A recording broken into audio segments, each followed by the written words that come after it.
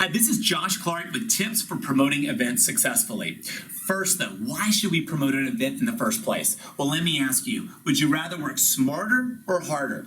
I think we'd all agree we want to work smarter, right? And since we only have so many hours in a day, and we only have so many hours to invest in our business, don't we want to leverage those hours for maximum return? Of course, right? Well, from my experience, events are one of the best ways to do that. Let's imagine an event is 1 hour. Let's say you get 10 people to that event. Now you just got 10 hours worth of training, educating, whatever the case may be, in 1 hour. Is that worth a couple hours promoting the event? Of course. Not only did you leverage the time, but you also were able to leverage somebody else's talent and expertise. You may have already shared the Neolife story with them, but then they hear somebody else say it, someone else's story, and it clicks. Okay, so how do we promote events? Tip number 1. Invite early. Too often we wait to the last minute to promote an event, and then we find they already have commitments and their schedule is full. So start early. Now, with that said, I also would say continue promoting to the last minute. I'll never forget, I had an event at 10 a.m. on a Saturday morning. It was Friday evening. I was working hard, making phone calls, and I remember it got to 10 p.m. and I thought, okay, I only have time for one more phone call. But then, everything in me, the negative, voices saying, oh, don't do that, go ahead, stop, relax. But thankfully, I picked up that phone. The person showed up the next morning at the meeting. His name was Jack, and he became a director. That was a great lesson for me, the importance of inviting early and inviting all the way up to the last minute. And of course, don't forget to follow up with them before the event and remind them that you're looking forward to seeing them. Now, tip number 2, pick up the phone. It sounds, so simple, but let me tell you, it's absolutely true. Pick the phone up and invite people. Even text can be great ways. Phone, number 1, text messaging, number 2, but use Evite and Facebook invites, as a backup. Too often I find that people rely on those, and I can tell you, you're not going to have great results relying on those alone. Tip number 3, this is critical. Be excited. Be genuinely enthusiastic about the event. And first, of course, make sure you're committed to being there regardless of who in your team is there. Now, when you're genuinely excited about it, you'll find that it's 80% how you say it and only 20% what you say. So show some enthusiasm as you're talking up this event and the incredible opportunity you have for the world-renowned scientist that's coming to town, the executive, the distributor that's going to be there, the stories, whatever it is, build it up. Okay, and then tip number 4. Now, this is critical toward leveraging your time and getting maximum results. When they say they can't come to the event, show some natural disappointment. Then be gracious, say, bummer, I hate that you'll miss it. It's going to be a great event, but listen, I know you're busy.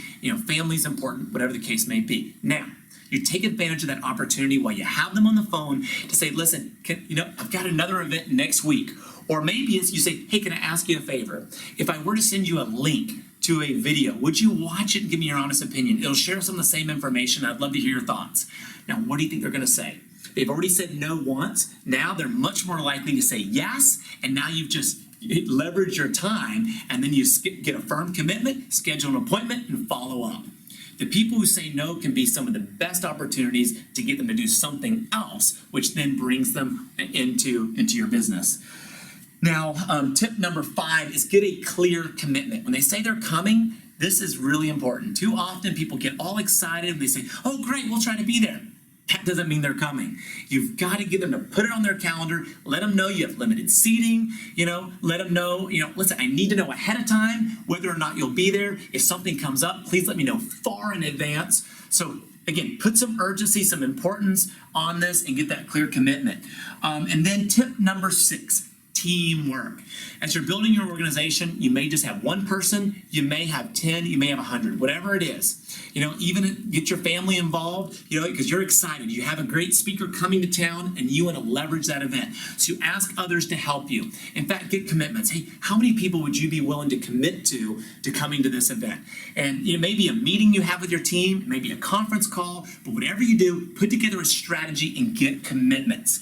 And then tip number 7, if you can, make a ticket for the event. Assign tickets, give them tickets. And that way, when you're inviting somebody, you can say, hey, listen, I got a ticket for you, or I bought a ticket, or I've saved a ticket for you. I'd love for you to come to this event with me.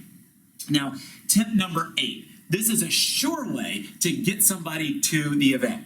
Pick them up. So you can say, hey, listen, I'd love to ride to the event with you. We can grab coffee, go out to lunch, whatever it may be. But pick at least one person, if not more, up, and you'll know they'll be with you. Now, tip number 9, good old-fashioned work. Work the phones, work your text messaging, take the time, invite early, invite to the last minute, follow up, remind them to come to the event, work hard, and I guarantee you, it'll yield tremendous results. Now, you know what? Practice makes perfect. When I started promoting events, I got to tell you, I had a lot of trial and error, and then I learned to successfully promote. Now, and then 10 is, let's say you have an event that's several weeks, a month out, 2 months out.